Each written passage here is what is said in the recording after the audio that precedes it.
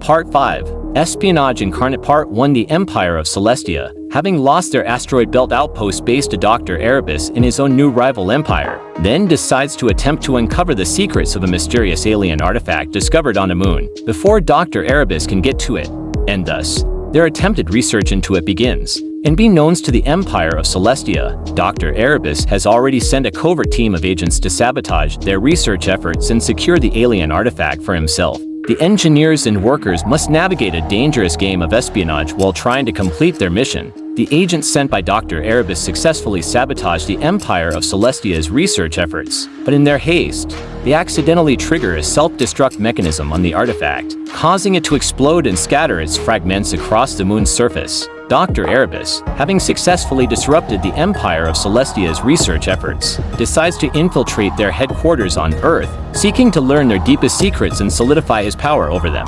He dispatches his most trusted agent, codenamed Nemesis, to carry out the mission. Nemesis is a master of stealth and espionage, trained to navigate the most treacherous of environments. As Nemesis infiltrates the heavily fortified compound, he uses his advanced suit to cloak himself from detection, blending seamlessly into the shadows. Inside the headquarters, Nemesis encounters a labyrinth of heavily guarded corridors and security checkpoints. He avoids direct confrontation, using his agility and intelligence to bypass security measures and slip past guards undetected. After hours of careful navigation, he finally reaches the heart of the compound, the inner sanctum of the Empire of Celestia's most highly classified research division. The room is filled with rows of computers, state-of-the-art equipment, and shelves lined with arcane tomes and ancient scrolls. Nemesis knows that the information he seeks will be stored here, but he also knows that he must be careful not to trigger any alarms or alert the researchers to his presence. He begins his search methodically, quickly identifying a series of hidden access panels and hidden compartments that contain the classified data he seeks. As he works, he becomes aware of a faint humming sound emanating from a sealed chamber in the center of the room. Curiosity getting the better of him, Nemesis decides to investigate. He bypasses the security systems and manages to force open the chamber door. Inside, he finds a massive supercomputer, larger than any he's ever seen. Its glowing blue display panels flicker with patterns of light, and the humming sound grows louder as it draws him in. Dr. Erebus, monitoring Nemesis' progress from his secret lair, recognizes the significance of this discovery. The supercomputer, codenamed Athena, is the Empire of Celestia's most advanced and secretive project. It is capable of conducting simulations and calculations far beyond the reach of any other computer in existence. The knowledge stored within Athena could potentially give Dr. Erebus the edge he needs to defeat his rival and secure his place in the universe. He decides to issue a new order to Nemesis: retrieve any data stored on Athena at all costs. Nemesis, intrigued by the prospect of unlocking the secrets of the Empire's most prized possession, begins to carefully extract the data from Athena's memory banks. As he works, he becomes aware of a fail-safe mechanism designed to destroy the computer if someone other than a trusted member of the research team attempts to access it. Nemesis, undeterred, continues his efforts. He disables the fail-safe mechanism and manages to successfully transfer the data to a secure memory drive. With the information in hand, he exits the chamber and rejoins Dr. Erebus, who eagerly awaits his return. As Nemesis hands over the data, he feels a surge of pride in his accomplishment and the knowledge that he has delivered a crippling blow to the Empire of Celestia. The Empire of Shadowstein then decides to attempt to colonize the planet of Saturn, and thus the attempted colonization and possible necessary conquest begins.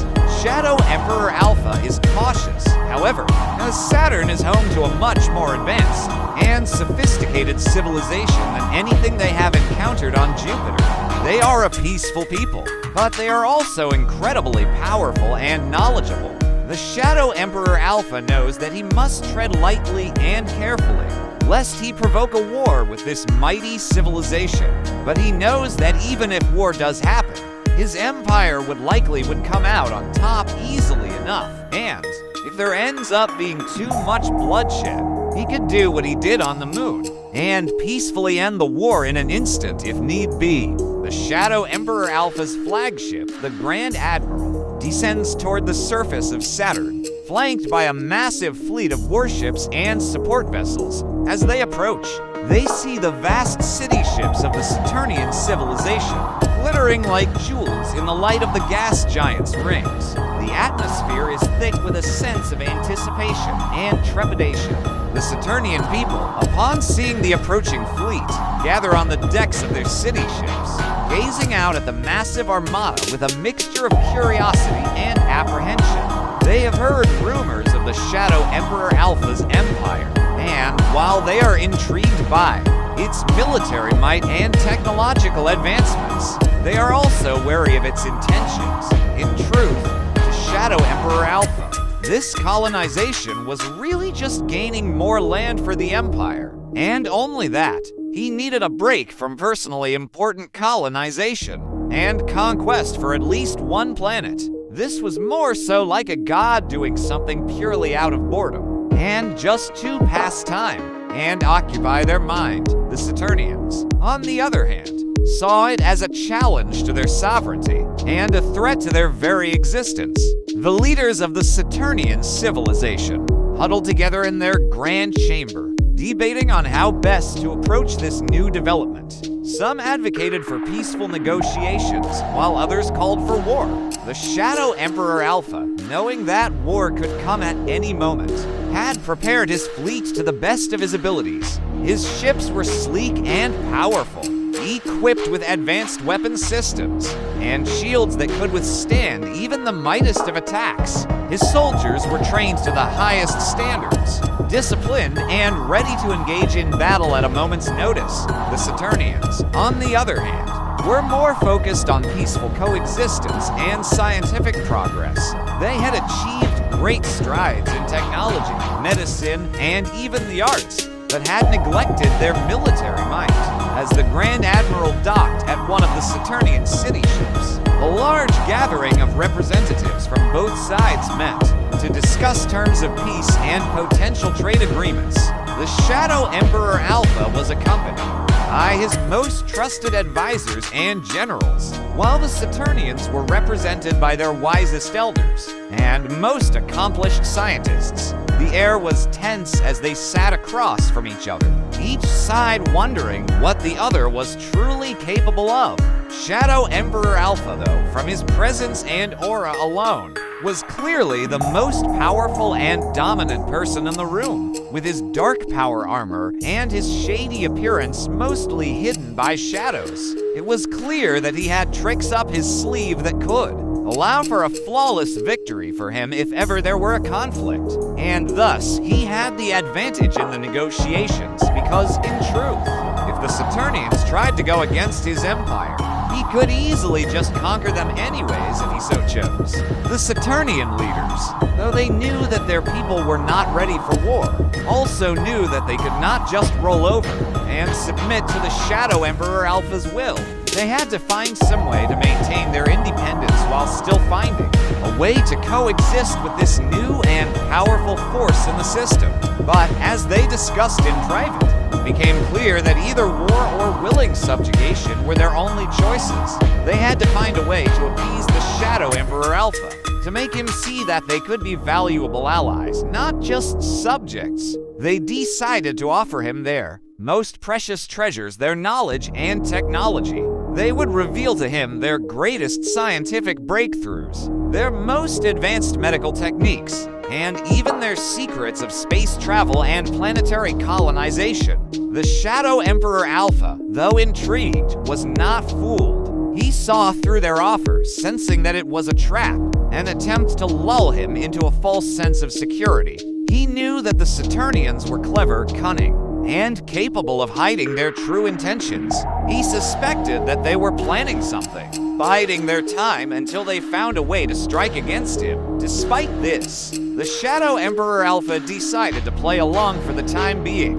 He accepted their offer, promising to uphold their sovereignty and protect their people as long as they continued to share their knowledge and technology with him. He also made it clear that he expected them to remain loyal and faithful to his empire, and that any acts of aggression or betrayal would not be tolerated.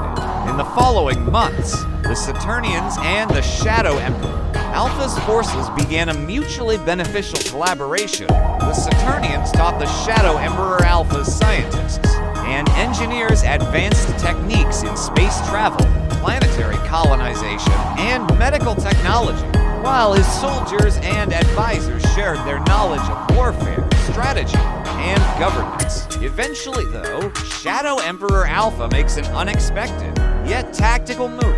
He invites all of the leaders of Saturn into a meeting in their very own meeting room and puppets them into saying, live and broadcasted to all of the Saturnians, that were they to die, the planet Saturn would then go into the control of the Empire of Shadowstein as so to make sure that it is safe. This, of course, causes an uproar amongst the Saturnian people, as they feel betrayed and used by their own leaders. Riots break out in the streets, and the Saturnian military begins to secretly arm itself, preparing for a possible war. Then, the broadcasting cuts off, secretly cut off by Shadow Emperor Alpha himself, who then, in the blink of an eye, unleashes his tendrils of darkness and massacres all but a few of the Saturnian leaders. Then the few remaining bring out their enhanced laser weapons, able to fire lasers 1,000-fold greater than light speed. And yet Shadow Emperor Alpha is capable of intercepting them with his tendrils of darkness, and even is able to dodge them easily, then immediately massacring the remaining leaders.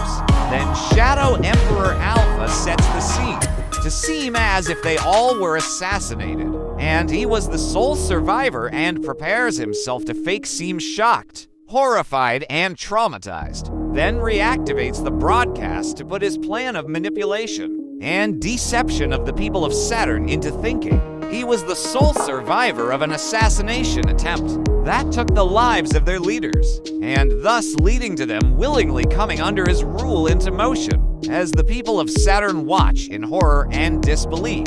Shadow Emperor Alpha plays his role to perfection, tears streaming down his cheeks, his voice choked with emotion as he vows to avenge the deaths of their beloved leaders, and to protect their planet with his life. The Saturnians, their hearts filled with grief and rage, take up arms against the Shadowstein forces, launching a desperate attempt to repel the invaders and restore order to their world. Shadow Emperor Alpha then attends the ceremony of the willing annexation of the planet of Saturn into his empire of Shadowstein. He speaks to the crowd, his voice filled with grief and determination, as he promises to honor the memory of the slain leaders and protect their people. He pledges to bring peace, prosperity, and enlightenment to Saturn, claiming that their sacrifices will not be in vain. As he speaks, his tendrils of darkness slither about him, their movements sinister and foreboding, yet their presence and even existence hidden within his power armor. Meanwhile, Shadow Queen Lilith, Shadow King Mordecai, and Shadow Lord Lothar don't even know what to think. They all even suspect Shadow Emperor Alpha of massacring the Saturnian leaders himself, a crime they don't even know that they are completely correct about. The ceremony continues, with various representatives from the Saturnian government and military coming forward to pledge their allegiance to Shadow Emperor Alpha and the Empire of Shadowstein. Each one is met with a chilling gaze from the Shadow Emperor, as if he is sizing them up, determining their worth and loyalty. As the last of the Saturnian officials step forward, Shadow Emperor Alpha raises his hand, acknowledging their pledge. I accept your allegiance, on the condition that you serve with honor and loyalty. Your world is now ours, and together we shall shape its destiny. But know this, he continues, his voice growing cold and hard, any who dare betray my trust, any who seek to undermine my rule, shall face the wrath of the Shadow Queen, the Shadow King, and the Shadow Lord themselves. A chill runs through the air as his words echo throughout the chamber. Even Shadow Queen Lilith, Shadow King Mordecai, and Shadow Lord Lothar seem unsettled by the implications of his words. They exchange glances, each unsure of what to make of this new development.